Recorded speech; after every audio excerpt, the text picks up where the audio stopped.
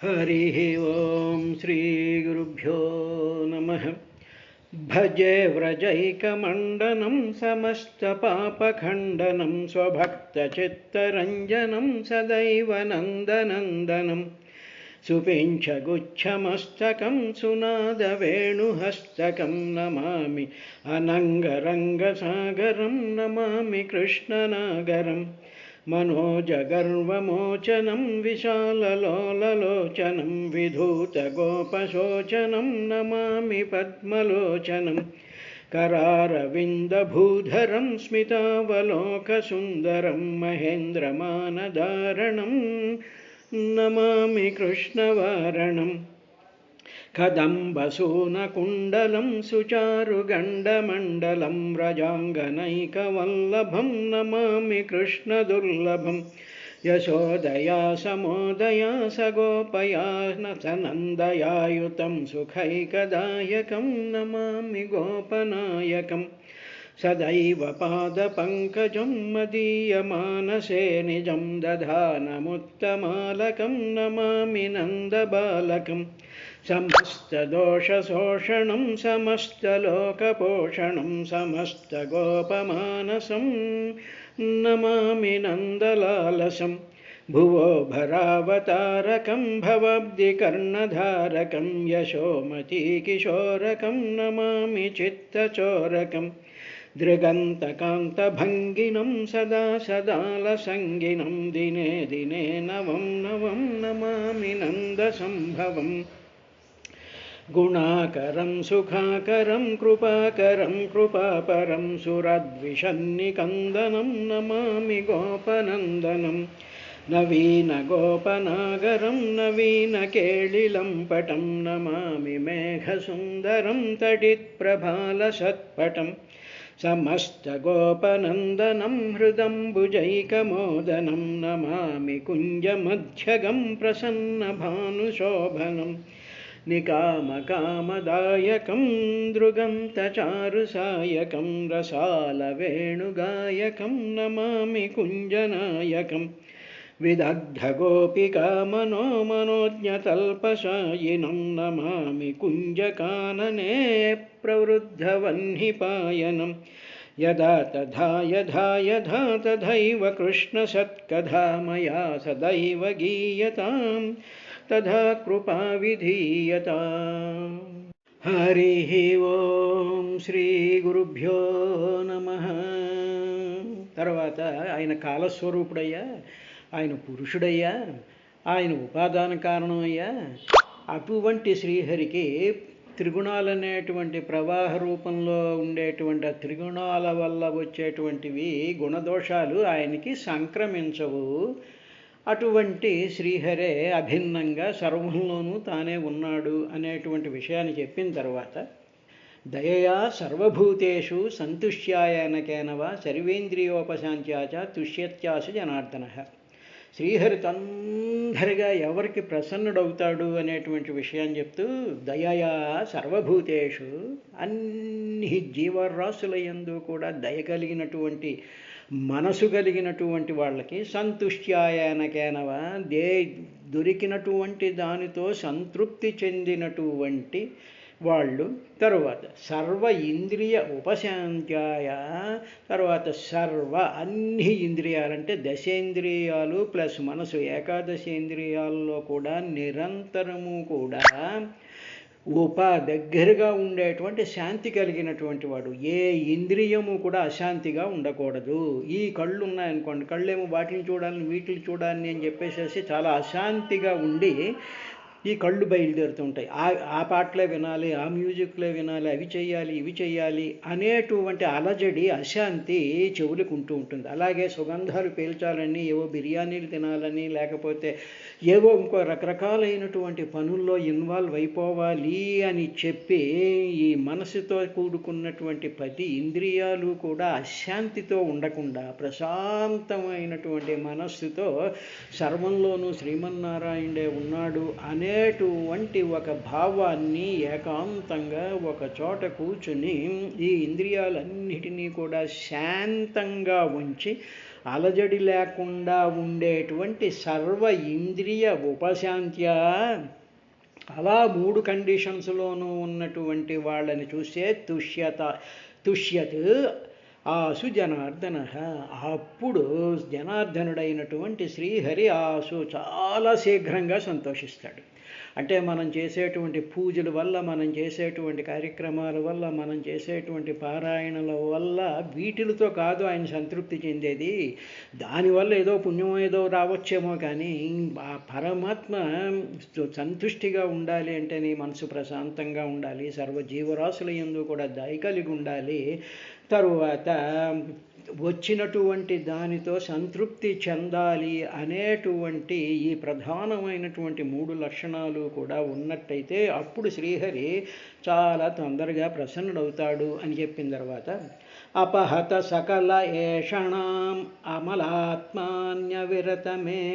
భావనోపహూత నిజ జన వశగత్వమాత్మనో యన్న సరతి చిద్రవదక్షరసతాం హే అని చెప్పి, సాధారణంగా ఓ విదురా, సత్పురుషులు అంటే సత్ అంటే పరమాత్మ అంటే ఉండుట, అంటే ఎవరైతే అన్నిట్లోనూ కూడా సత్యం, జ్ఞానం, అనంతం, నిత్యం, శుద్ధం, బుద్ధం, ముక్తంగా ఉండేటువంటి ఆ సత్తునందు తమ సత్తంతా కూడా వాళ్ళలో పూరింపబడినటువంటి వాళ్ళై ఉన్నటువంటి అటువంటి మానవుని సత్పురుషులు అంటారు. అటువంటి సత్పురుషులలో ఏమిటి జరుగుతుంది అంటే, అపహత సకల ఏషణ అమల ఆత్మ అంటే ఏమిటి? అటువంటి సత్పురుషులు ఎవరైతే ఉన్నారో నిరంతరము భగవద్ధ్యానంతో ఉండేటువంటి కృష్ణ పదధ్యాన కేవల అమృతపాన పరిణామయుతులు శ్రీ భాగవతులు అన్నారు. కాబట్టి ఆ పరిణామం చెందినటువంటి, ఆ పరిణామం ఎప్పుడు చెందుతుంది అంటే కృష్ణ పదధ్యాన కేవల అమృతపాన పరిణామయుతులు శ్రీ భాగవతులు. అటువంటి సత్పురుషులలో ఏమిటి జరుగుతుందంటే అపహత సకల ఏషణ. అపహత వాళ్ళలో ఏ విధమైనటువంటి ఏషణ అంటే కోరికలు ఏవి వాళ్ళల్లో ఉండవు. అంటే ఏమిటి? కామాలు కానీ మరొకటి కానీ ఏమీ లేనటువంటి కొట్టబడిన, అపహత అంటే కొట్టబడినటువంటి, అవన్నీ తీసి అవతల పారేసేటువంటి వాళ్ళ యొక్క హృదయాలు అమలం అంటే చాలా కంటామినేషన్ లేకుండా ప్యూర్గా ఒక స్ఫటికంలాగా మెరిసిపోతూ ఉండేటువంటి అటువంటి సత్పురుషుల యొక్క హృదయములందు ఆత్మని అంటే అటువంటి వాళ్ళ యొక్క హృదయంలో అవిరతం. అవిరతం అంటే ఏంటి? విరతం అంటే ఇంటర్వెల్ అన్నమాట.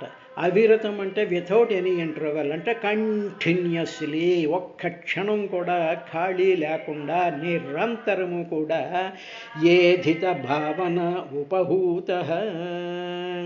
అటువంటి సత్పురుషులు, అలాంటి హృదయం కలిగినటువంటి సత్పురుషులలో ఏమవుతుందంటే వాళ్ళలో భక్తి వర్ధిల్ల చేయబడుతూ ఉంటుంది. వాళ్ళలో భక్తి అలా పెరుగుతూనే ఉంటుంది. భక్తి తరగడం అనేటువంటిది ఉండదు. సాధారణమైనటువంటి మానవులకి ఏదో గుళ్ళోకి వెళ్ళగానే లోపల ఉండేటువంటి భక్తిభావం ఒక్కసారి పైకి వచ్చి నమస్కారం పెట్టేసి వెళ్ళిపోతూ ఉంటాం. అదేవిధంగా ఏదైనా ఇది జరుగుతున్నప్పుడు అక్కడికి వెళ్ళి నమస్కారం పెట్టేసుకుని అవి చాలా భక్తిగా ఉంది అనుకుంటూ ఉంటాం. అది అవిరతమైన భక్తి కాదు. అది చాలా టెంపరీగా, మొమెంటరీగా, నిరంతరము మారిపోయేటువంటి భక్తి కాకుండా అవిరతం ఏధిత భావన ఉపహూత. అదంతా కూడా ఉపహూత, అది అలాగ దగ్గరగా అలాగా హూతమవుతూ ఉంటుంది. అలా కంటిన్యూస్గా అది పెరుగుతూ ఉండేటువంటి, పెరిగింపజేసేటువంటి ఆత్మన. అటువంటి తన యొక్క శక్తి ఏం చేస్తుందంటే నిజ జన వశగత్వం.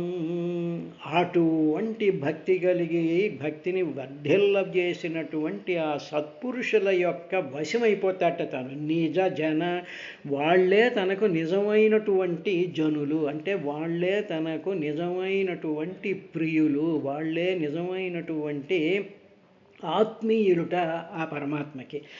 నిజ జనవశగత్వం. అప్పుడు అలాగా వీళ్ళని ఆయన దగ్గరికి తీసుకుని వాళ్ళని ప్రేమించి నిరంతరము కూడా వాళ్ళ హృదయంలో ఛిద్రవత్ నా హి సరతి, అలాగా ఆ ఛిద్రవత్ అంటే చిత్, ఆ చిదాకాశంలో ఆయన నహి సరతి తొలగిపోకుండా ఉంటాడు, అంటే ఎప్పుడు తొలగిపోకుండా ఉంటాడు. ఉదాహరణకి మనం ఏ తిరుపతి వెళ్ళామనుకోండి, చూసేటప్పటికి ఆ విగ్రహాన్ని చూసేటప్పటికి అబ్బాయి ఎంత బాగుంది అంటాను, కళ్ళముండి నీళ్ళు వస్తాయి. ఆ ఒక్క క్షణం కూడా మంచి మధురానుభూతి కలుగుతుంది, ఎంతో అదృష్టం అనుకుంటూ ఉంటాం. మళ్ళీ బయటికి రాగానే ఆ విగ్రహం కాలక్రమేణా అది మనసులో నుంచి వెళ్ళిపోతూ ఉంటుంది. మిగతా జనం అందరూ వచ్చి మన మనసుల్లో కూర్చుంటుంటారు, వాళ్ళ జ్ఞాపకాలు మాత్రం మన మనసులో నిత్యం ఉంటూ ఉంటాయి. కానీ ఈ అక్షర పరబ్రహ్మస్వరూపమైనటువంటి క్షరము అంటే నాశనం అవ్వడం, అంటే తొలగిపోవడం. అక్షర అంటే తొలగిపోడట. ఎవరి నుంచి తొలగిపోడు అంటే అపహత సకల ఏషణామలాత్మని, ఏ విధమైనటువంటి కోరికలు లేనటువంటి పరమాత్మే కావాలి అనుకుంటూ పరమాత్మ యొక్క పాదాలనే మనసులో నిరంతరం ధ్యానించుకుంటూ ఆ శ్లోకాలు, ఆ పద్యాలు, ఆ పదాలలో ఉండేటువంటి అర్థాలు, వాటిల్లో ఉండేటువంటి అనుభవం కావాలి దేవా అని చెప్పి ఆ పదాలలో పోతన గారు రాసినవో, వ్యాసుడు రాసినవో, నారదుడు చెప్పినటువంటి పదాలలో ఉండేటువంటి ఆ అనుభవాన్ని మనసులోకి మనం ఇంకించుకుంటూ ఉండి ఏ విధమైనటువంటి కోరికలు లేకుండా ఉన్నప్పుడు జరిగేటువంటిది ఏమిటంటే మనలోని భక్తిని వర్ధిల్లజేస్తాడు. చెయ్యడమే కాకుండా మన వశమైపోతాడు, అయిపోవడమే కాకుండా మన నుంచి ఆయన తొలగిపోడు.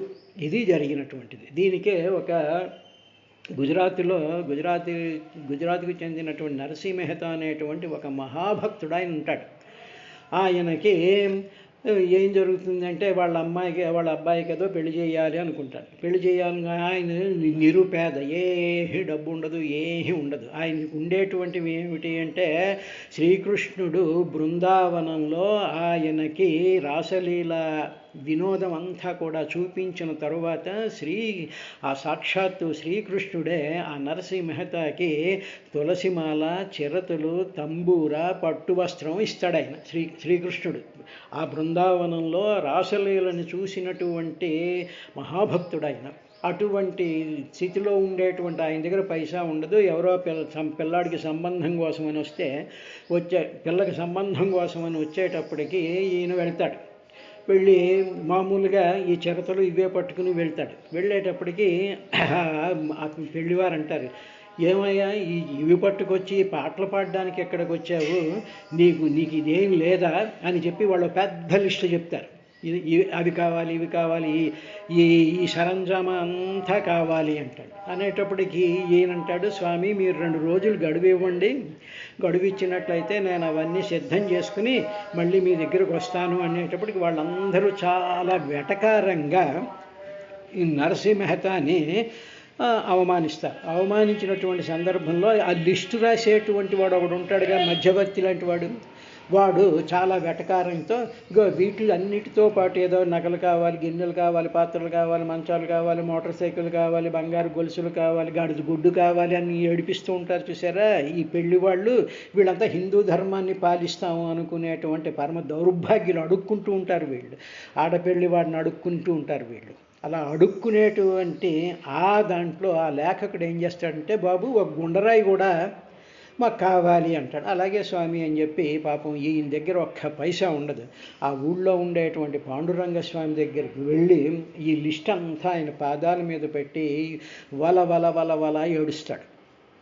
ఏడ్చేటప్పటికీ సరే ఈ లోపల ఏం జరుగుతుందంటే ఈ లిస్టులో ఏవైతే ఉన్నాయో ఆ లిస్టులో ఉండేటువంటి ఆ గుండరాయితో సహా ఆ లిస్టుతో ఉండేటువంటి సమస్త సంభారాలు కూడా సాక్షాత్తు పాండురంగ స్వామి మారువేషంలో బండిలో వేసుకెళ్ళి ఆ పెళ్లివారి ఇంటికి వెళ్ళి, ఇగో స్వామి, ఇగో మీరు కోరినటువంటివన్నీ నేను నరసింహ మెహతా యొక్క సేవకుణ్ణి, నేను ఆయనేమో మీకు ఇవన్నీ ఇచ్చి పంపించమన్నారు అని చెప్పి ఆ బండితో వచ్చే సామానంతా కూడా అక్కడ దింపుతాడు. అందులో గుండరాయి కూడా ఉంటుంది. ఇగో మీరు గుండరాయి కూడా అడిగారు కదా, గుండరాయి కూడా తీసుకొచ్చాను తీసుకోండి అంటాను. అనేసిన తర్వాత వాళ్ళు ఆశ్చర్యపోతారు. ఎక్కడున్నారు నరసింహ మెహతా గారంటే ఆ గుళ్ళో ఉన్నారు అని చెప్తాడు. అనేటప్పటికీ వీళ్ళు ఆశ్చర్యపోయి ఆయన్ని ఇలా అవమానం చేశామా, ఆయన పంపించేశాడన్నమాట, మాట మీద నిలబడ్డాడు అని చెప్పేసేసి వీళ్ళందరూ గుడి దగ్గరికి వెళ్ళేటప్పటికీ అక్కడ నరసింహ మెహతా శోషొచ్చి పడిపోయి ఏడుస్తూ ఉంటాడు. ఏడుస్తూ ఉండేటప్పటికి వీళ్ళందరూ వెళ్ళి నమస్కారం పెట్టి, మీరు పంపారని స్వామి, మీరంతా సామాన్ అంతా పంపారు కదా, ఇంకా ఎక్కడున్నారేమిటి అన్నాడు. నేను సామాను పంపడం ఏమిటి అంటాడు. ఏమో మీరు మీ సేవకుడిట ఆయన తీసుకొచ్చి బండితో సహా తీసుకొచ్చి గుండరాయి కూడా తీసుకొచ్చి ఇచ్చాడు అనేటప్పటికీ నరసింహ మెహతా యొక్క మనసంతా కూడా ద్రవించిపోయి అందువల్లే ఏమన్నాడు అనే నిజ జన వశగత్వమాత్మనోయం. నిజ జనులు, ఆయనకి నిజమైనటువంటి వాడు ఎవడు అంటే నరసింహ మెహతా. అటువంటి నరసింహ మెహతాలకి కానీ, జానాబాయిలకి కానీ, నామదేవుడికి కానీ, సామతమాలికి కానీ, కాన్హోపాత్రాకి కానీ ఇటువంటి మహాభక్తుల యొక్క నిజ వశమైపోతాడు తప్ప ఏదో రకరకాలైనటువంటి పనుల్లోనూ రకరకాలైనటువంటి కొబ్బరికాయలు, వ్రతాలు, పూజలు, పునస్కారాలు, కళ్యాణాలు, వీటికి మనం భగవంతుడు లొంగిపోతాడు అనుకునేటువంటిది శుద్ధ పచ్చి అబద్ధం. వాటి ద్వారా మనల్ని మనం మోసం చేసుకోవడమే అని చెప్పి భాగవతం చెప్పినటువంటి విశేషం ఇది. ఆ విధంగా అటువంటి ఆయన తన హృదయంలో నుంచి ఆయన ఎప్పుడు నాహి సరతి, తొలగిపోడయ్యా అన్నాడు. అంటే భగవంతుడిని మన హృదయంలో నుంచి తొలగిపోకుండా ఉండాలి అంటే ఏం చేయాలి అంటే సమస్తమైనటువంటి ఇంద్రియాల యొక్క చాలనాలన్నిటినీ కూడా ఆపేసి రకరకాలైనటువంటి పనులలోకి మనస్సును మళ్ళనివ్వకుండా నిరంతరము కూడా ఏకాంతంగా కూర్చుని విష్ణుపద ధ్యానం చెయ్యడమే మార్గం తప్ప మరొక మార్గం లేదు అని చెప్పిన తర్వాత న భజతే కుమనీషీణాం సయుజ్యాం హరిరధనాత్మధన ప్రియో రసజ్ఞః శ్రుతధనకులకర్మణాం మద్ధైర్యే విదధతి పాపమకించనేషు సత్సు అని చెప్పి ఇంకొకటి కూడా చాలా స్ట్రాంగ్గా ఆయన చెప్పాడు. ఏమిటి నారద మహర్షి చేతసులకు చెప్పింది ఏమిటి అంటే, ఎవరైతే శృత ధన కుల కర్మణాం, శృత అంటే మాకు చాలా చదువు ఉంది, నేను 17 PhDలు చేసేసాను, నేను పెద్ద డాక్టరేట్ సంపాదించేశాను, తర్వాత ధనం, నాకు ఇంత ధనం ఉంది, నేను కులం, ఈ కులానికి చెందినటువంటి వాడిని, నేనేదో రాజుని, వైశ్యుణ్ణి, నేను ఫలానా ఫలానా ఫలానా అనుకుని, అవే కాకుండా కర్మణాం, నేను ఎన్నెన్నో సోషల్ కార్యక్రమాలు చేస్తూ ఉంటాను, సేవా కార్యక్రమాలు చేస్తూ ఉంటాను, ఆ గుడికి ఇంత ఇచ్చాను, ఈ గుడికి ఇంత ఇచ్చాను, ఇవి చేశాను అవి చేశాను అని మదైహి గర్వముతో ఉండేటువంటి వాళ్ళు ఉంటారయ్యా. అటువంటి వాళ్ళను ఈయన ఏమాత్రము కూడా వాళ్ళ పూజను స్వీకరించడు. శ్రీ పరమాత్మ యొక్క లక్షణాన్ని, సాక్షాత్తు పరతత్వాన్ని, భగవంతుడు అంటే ఏమిటో తెలిసినటువంటి నారదుడు చెప్పినటువంటివి శృత ధన కుల కర్మణ నభజతి యుజ్యాం, అటువంటి వాళ్ళు యుజ్యాం చేసినటువంటి పూజను నభజతి స్వీకరించడు. కాబట్టి మనం ఇప్పుడు ఈ వాక్యాన్ని బట్టి మనం ఏం అర్థం చేసుకోవాలి అంటే, భగవంతుడి యొక్క సన్నిధానానికి వెళుతున్నప్పుడు నా యొక్క చదువు, నా యొక్క డిగ్రీ, నా యొక్క స్టేటస్, నా యొక్క డ్రెస్సు, దీని గురించి స్పృహ లేకుండా అవన్నీ కూడా చెప్పులు బయట విడిచినట్టు చెప్పులతో పాటు ఇవన్నీ కూడా మానసికంగా వదిలేయాలి. నంబర్ 1. తర్వాత నేను రూ. 10 నేను అక్కడికి పట్టుకొచ్చి వేస్తున్నాను, లేకపోతే 1116 ఇస్తున్నాను, నాకు ఎంత ధనం ఉంది, ఇంకా నేను చెక్కులు రాసి ఇవ్వగలను అనేటువంటి అహంకారాన్ని కూడా బయట చెప్పులతో పాటు వదిలేయాలి. తర్వాత నా గోత్రం ఇది, నా కులం ఇది, నేను ఇంత గొప్పవాడిని, నేను అంత సాధన చేశాను అనేటువంటి కూడా చెప్పులతో పాటు వదిలేయాలి.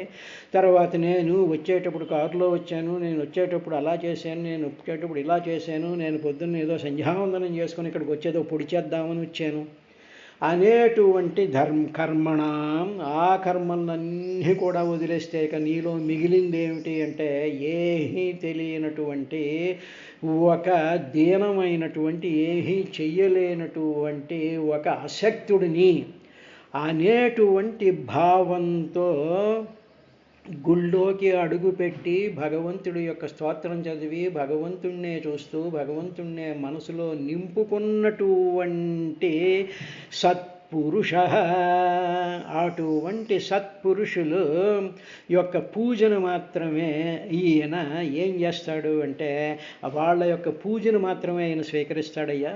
కానీ ఇవన్నిటినీ పెట్టుకుని ఎవరైతే వచ్చి ఇజ్యాం న భజతి, అలాంటి శృత ధన కుల కర్మణాం ఇజ్యాం న భజతి, వాళ్ళనేమి కూడా ఆయన స్వీకరించడు అన్నాడు. తరువాత వాళ్ళు ఎటువంటి వాళ్ళు అంటే తరువాత ఆయన ఇవి ఏమీ లేనటువంటి వాళ్ళు, ఈ భావాలు ఏమీ లేనటువంటి సత్పురుషుల ఎడల ఇవన్నీ ఉన్నటువంటి వాళ్ళు పాపం చేస్తుంటారు, వాళ్ళని బాధిస్తూ ఉంటారు. ఈ భావాన్ని ప్రశాంతంగా వచ్చి నమస్కారం పెట్టుకునేటువంటి వాళ్ళని ఏదో విధంగా బాధించాలి అనేటువంటి మనస్తత్వం ఉంటుంది. అంటే ఏమిటి, నిజమైనటువంటి భక్తుడిని అవమానం చేసినా, నిజమైనటువంటి భక్తుడిని చీకొట్టినా, నిజమైనటువంటి భక్తుడిని తృణీకరించినా కూడా భగవంతుడు ఆయన ఏ మాత్రము కూడా వాళ్ళని సహించడు, వాళ్ళకి ఏ విధమైనటువంటి అనుగ్రహము కూడా ఉండదు అని చెప్తూ వాళ్ళు ఇటువంటి వాళ్ళ మీద పాపాన్ని కూడా చేస్తూ ఉంటారయ్యా అని చెప్పి, మరి ఈయన ఎవరిని ఈయన పూజను స్వీకరిస్తాడు అంటే ఆత్మధన ప్రియ. ఆయనకి ఎవరు ప్రియులు అంటే అధన, వాళ్ళు ధనం లేనటువంటి వాళ్ళైనా ఆత్మధన ప్రియ, పరమాత్మ యొక్క ఆ అమృతమయమైనటువంటి ఆత్మజ్ఞానమే పరమాత్మయే ధనముగా కలిగినటువంటి ఆత్మధన ప్రియ, ఆత్మజ్ఞానం కలిగినటువంటి వాళ్ళు పరమాత్మ లేనటువంటి వాళ్ళైనా. తర్వాత రసజ్ఞ, భక్తి అంటే ఏమిటో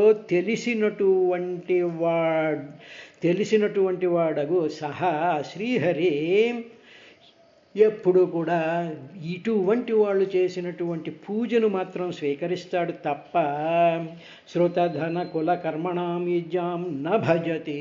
వాళ్ళు ఇటువంటి భావాలతో ఉండేటువంటి ఆ స్థితి కలిగినటువంటి వాళ్ళ యొక్క పూజల్ని ఏ మాత్రము కూడా ఆయన స్వీకరించడయ్యా అన్నాడు. నేను మదైహి, దీనితో గర్వం ఉంటుందిట, నేను చాలా గొప్పగా చదివేసుకున్నాను, నేను పిహెచ్డి చేసేసాను అనేటువంటి మదం, ధనం, నాకు ఎంత ధనం ఉంది అనేటువంటి మదం, కులం, మేము ఫలానా కులంలో పుట్టామండి అనేటువంటిది, కర్మణ, మేము చాలా గొప్ప గొప్ప పనులు చేసేస్తున్నాం అనేటువంటి మదహ, గర్వంతో ఉండేటువంటి వాళ్ళు ఇజ్యాం న భజతి, ఆయన స్వీకరించడు అని చెప్పిన తర్వాత ఆయన ఎవరిది స్వీకరిస్తాడంటే రసజ్ఞ. రసము అంటే రసో వై సహ అని అర్థం. శ్రీ మహావిష్ణువు రసో వై సహ అంటారు. అంటే పరమాత్మ యొక్క స్థితిని తెలుసుకున్నటువంటి వాళ్ళు ధనహీనులైనా సరే పరమాత్మ ఒకటే సత్యం, సర్వంలోనూ కూడా పరమాత్మ యొక్క ఆ భావనని అలవాటు చేసుకుంటూ ప్రయత్నం చేసుకుంటూ సాధన చేసుకుంటూ ఆ దానితో మనసును నింపుకుంటూ ఉండేటువంటి వాళ్ళకి మాత్రమే ఆయన వాళ్ళ పూజను చేసుకుంటాడు. వాళ్ళ హృదయంలో నహి సరతి, తొలగిపోడు, వాళ్ళలో భక్తిని పెంపొందిస్తూ ఉంటాడు. అటువంటి అక్షర పరబ్రహ్మ స్వరూపమయ్య శ్రీహరి ఓ ప్రచేతసులారా అని చెప్పిన తర్వాత శ్రియమనుచరతీం తదర్థినశ్చ ద్విపదపతీన్ విబుధాంశ యత్స్వపూర్ణః న భజతి నిజభృత్యవర్గతంత్రః కథమముద్విసృజ్యే సృజేత్ పుమాన్ కృతజ్ఞః.